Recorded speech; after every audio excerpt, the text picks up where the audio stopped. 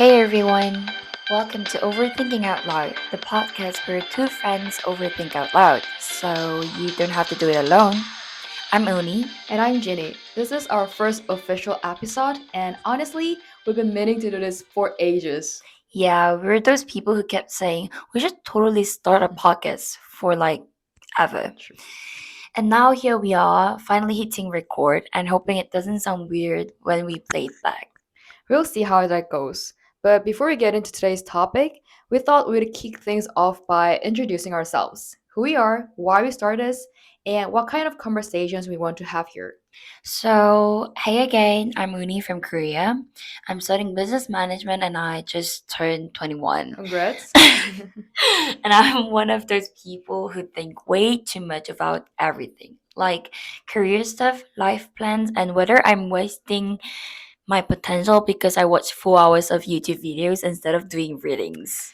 Oh, and the way you spiral over one sentence in an email? Listen, was the best regards too cold? Was wormy too much? These things haunt me. But anyway, yeah, I overthink a lot, but I also like thinking deeply. I've always been super into self development, careers, and just figuring out how to be more intentional about life. And I guess I'm still figuring it out like everyone else. You make figuring it out sound very organized, though. That's the perfectionist in me. Mhm. I like things neat and planned, but ironically, that often means I wait forever to start anything unless it feels just right. So, yeah, recovering perfectionist with mild procrastination issues. Mild? Okay, sure. Fine, moderate to severe. But that's actually part of why I wanted to start this podcast. I've always had all these thoughts swirling in my head about life, identity, being a young woman in a world that's kind of overwhelming sometimes.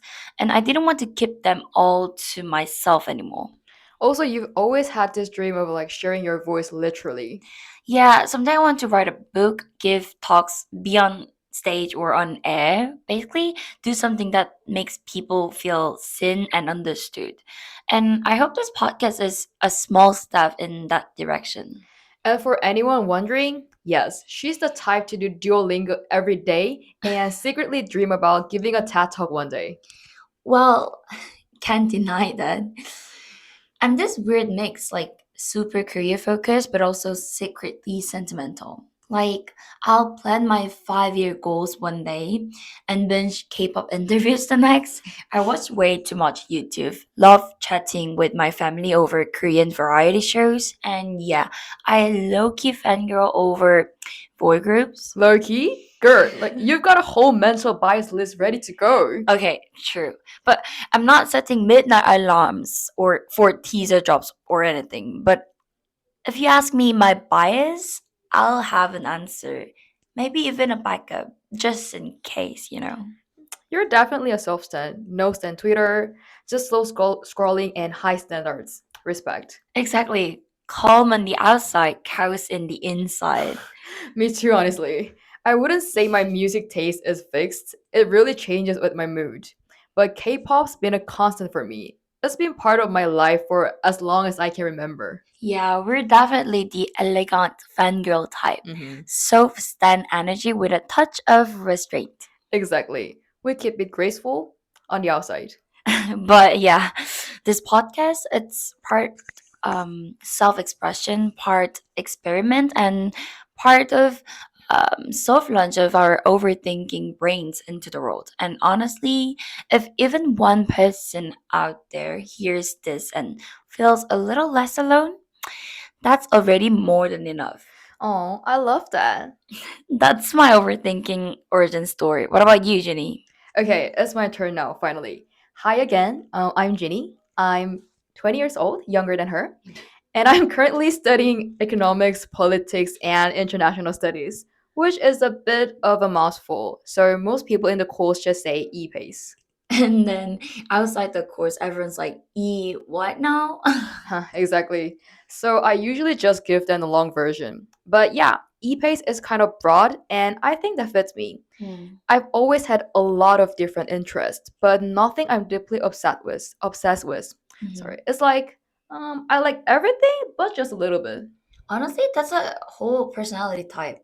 The likes everything a little girlies. right?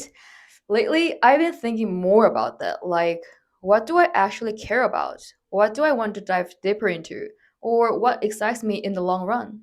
I love how you're literally majoring in three disciplines and soul searching on the side. That's literally me. As for hobbies, there are quite a few, like piano, dancing, drawing, working out, and even cleaning, honestly. I'm not sure if that counts, but it helps me think. Okay, I respect that. Personally, cleaning makes me feel stressed about being stressed, but if it works for you, go off. Things. Also, I speak three languages and I want to keep learning more. My mom used to say, you should learn five languages, and I didn't take it seriously back then.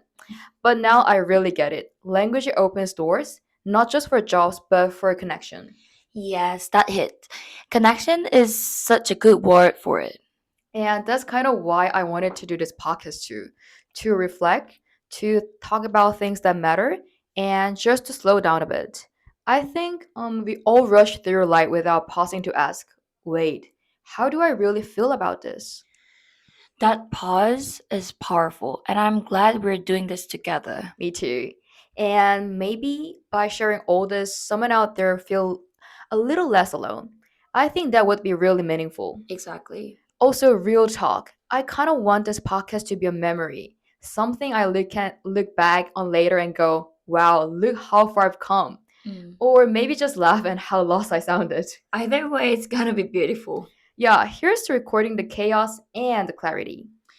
So now that you know who we are and what this whole thing is about, let's jump into our first real topic, studying abroad. Why we did it, what we learned, what no one tells you about it, and whether we'd actually recommend it. So, how did we end up here in the UK at this mic? At this mic, overthinking our way through life. Well, my route to the UK wasn't exactly straightforward.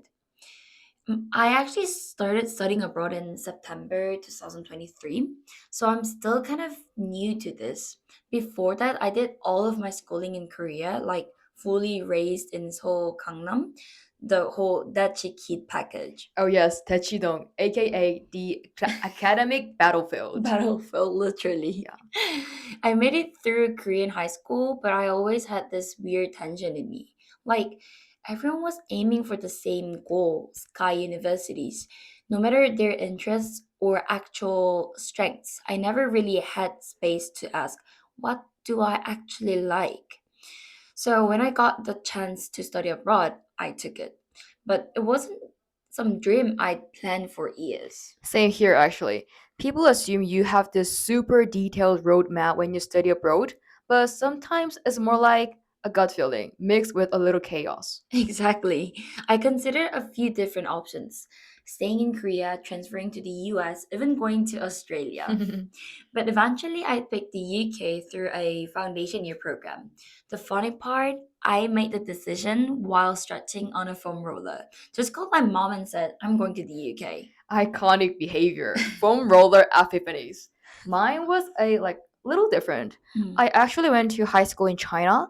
It was an international school with a richest curriculum, so the UK felt like a natural next step. I still remember when we first met, first year, same uni. We weren't even talking for long, but something just clicked. Yeah, it was like, oh, we're going to be friends. Right. Not in a cringy soulmate way, but like deep mutual understanding. We are both Korean, but both navigating this international lives in totally different ways. Different paths, but same boat. And I think that's why we really wanted to tell these stories because the why behind studying abroad isn't just one thing. For me, it started with language. I believe the fastest way to learn a language was to live in it. Plus, my parents were actually the ones like encouraging me to go.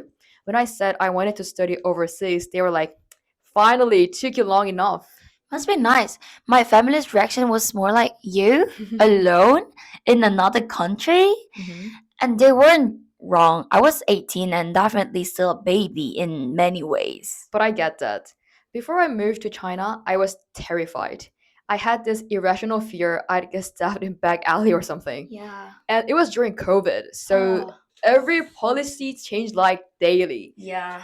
But I still went. I didn't really have some perfect vision. I just thought, let's see what happens. Same here. I wasn't chasing a dream, I was chasing a way. I Hmm. just wanted to get out of a system that felt too tight, too loud, too predetermined. And now that we're here, it's weird, right? Because abroad isn't something fairy tale either. Nope. You think it'll be like Emily in Paris, but it's more like Uni in Sainsbury's, trying to decode British cheese labels. Or Ginny in Seminole pretending to understand 18th century political theory. Studying in a second language is no joke. No joke. And then there's the loneliness. No one really warns you about the sheer quiet of being away. I'm someone who grew up in a loud house full of people. Suddenly, I was alone a lot. And that space, it gives you time to think or overthink. Even for me, like someone used to being alone, I'd get these moments where it just hit. The, Mm. oh, it's just me feeling. But I learned to deal. Put on earphones, go for a walk, eat something good, clean my room, and repeat. And the culture stuff, it's not always shocking, just different. Hmm. Like realizing that even inviting someone out can feel emotionally risky depending on the context. Hmm. In Korea, I had deep, tight knit friendships. Here I learned to be okay with a little more space. And the language thing. Yes, like we can speak English, Yeah, we but can. expressing yourself the way you want when you want is like you're always 1 second behind. Like, hold on, brain, translate the nuances for me real quick. But despite all that, there are these quiet moments when you catch yourself thinking, wow, I'm really doing this. Hmm. You cook, you clean, you survive exams, you get through colds without anyone fussing over you. Hmm. It's not a big dramatic ta da, it's just growing up. Yeah, it's not all fireworks, but you look back and realize you built something, a life. Not just like study abroad, but living abroad. And that's a whole different kind of learning. True. So, would we recommend it? Yes, but only if you really want it. If you're just doing it for like the aesthetic, maybe try a month abroad first. It's hard, it's lonely, it's admin hell. But it's also full of growth, perspective, and a weird kind of joy you earn by struggling through. So if you're thinking about it, ask yourself, do you want this for real? Or are you just scrolling the idea? And if the answer is real, then yeah, pack your bags, but don't forget your electric blanket. The UK is cold, trust us. So true, facts. And bring snacks, Korean snacks. You'll miss them more than you think. Alright, that's it from us today, but we're probably still overthinking it.